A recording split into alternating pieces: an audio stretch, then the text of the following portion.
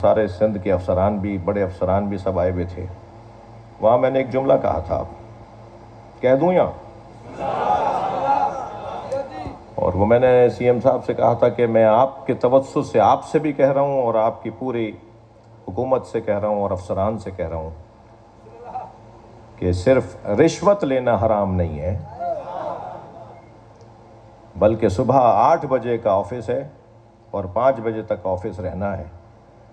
موصوف 12 بجے آتے ہیں اور 3 بجے چلے جاتے ہیں اور تنخواہ پوری لیتے ہیں.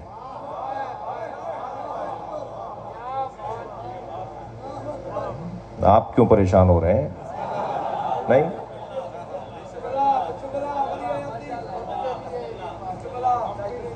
وہ جو کند کوٹ سے کشمور سے بیچارہ 4 بسیں بدل کے کراچی سے سیکٹریٹ پہنچا ہے اپنا کوئی مسئلہ لے کر.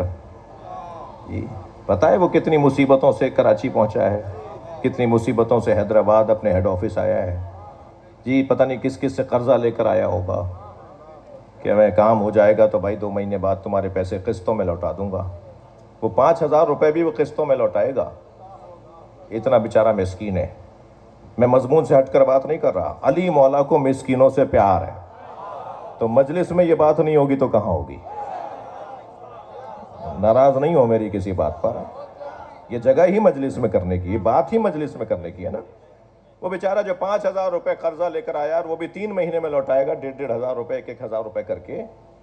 وہ 4 بسیں بدل کر آیا اور نہ جانے کہاں اس نے کھانا بھی کھایا نہیں کھایا. وہ کس مصیبت سے پہنچا ہے اس افسر کی ٹیبل تک، اور وہ صاحب کہہ رہے ہیں کل آ جاؤ. تمہیں پتا ہے یہ کل کہاں ٹھہرے گا؟ کل تک اسے کل تک کتنی مصیبتوں کا سامنا کرنا پڑے گا. کہ مسکینوں کا خیال ہو، غریبوں کا خیال ہو.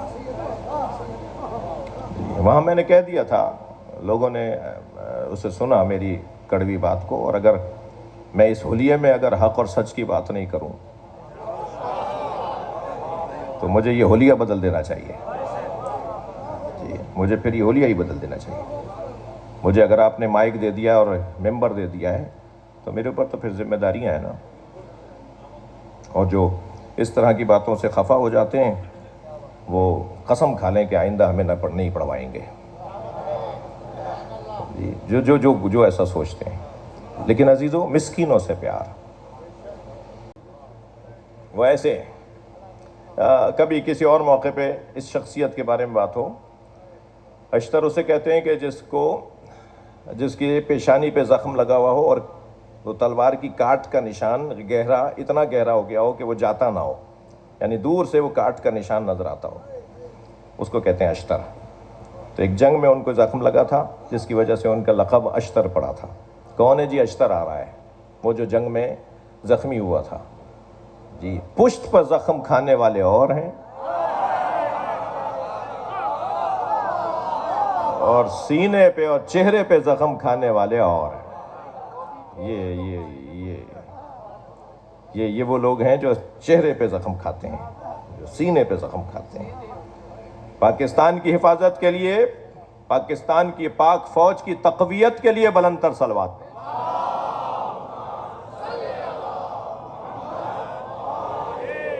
لگا دیجئے ایک دفعہ نعرہ پاکستان، بلند صلوات پڑھیں.